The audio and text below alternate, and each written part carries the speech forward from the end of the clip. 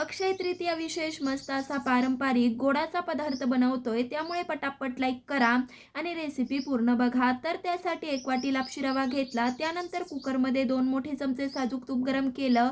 त्यामध्ये घेतलेला लापशी रवा घातला आणि मंद आचेवरती भाजून घ्यायचा आहे. जोपर्यंत आपला रवा भाजतोय तोपर्यंत दुसऱ्या गॅसवर पाणी गरम करायला ठेवलं. इथं आपला रवाही छान भाजलाय. आता ह्यामध्ये 1 चमचा बडीशेप घालायची. एकदा हे चांगलं मिक्स करून घेतल्यावर 1 वाटी आपण रवा घेतलाय, तर त्यासाठी 4 वाटी गरम पाणी ह्यामध्ये घालायचं. चांगलं असं मिक्स करून घेतल्यावर कुकरचं झाकण लावलं आणि 2 शिट्ट्या काढून घेतल्या. पाहू शकतायत कुकर झाल्यावर पूर्णपणे वाफ जाऊ दिली. झाकण उघडल्यावर आता ह्यामध्ये 1 वाटी गूळ घालायचा. हे चांगलं मिक्स करून घेतल्यावर पुन्हा झाकण लावून 2 शिट्ट्या काढून घेतल्या.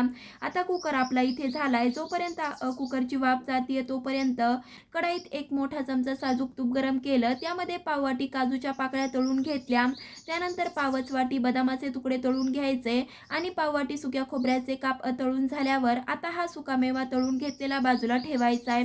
तोपर्यंत इथं आपली कुकरची वाफही गेली आहे. झाकण उघडायचं आणि त्यामध्ये तळून घेतलेले सुकामेव्याचे काप घालायचे. सोबतच पाव चमचा वेलची पूड घालायची. हे चांगलं एकदा मिक्स करून घेतल्यावर महाप्रसादात मिळते तशी साजूक तुपातली लापशी आपली तयार झाली आहे. त्यामुळे तुम्ही ही बनवा.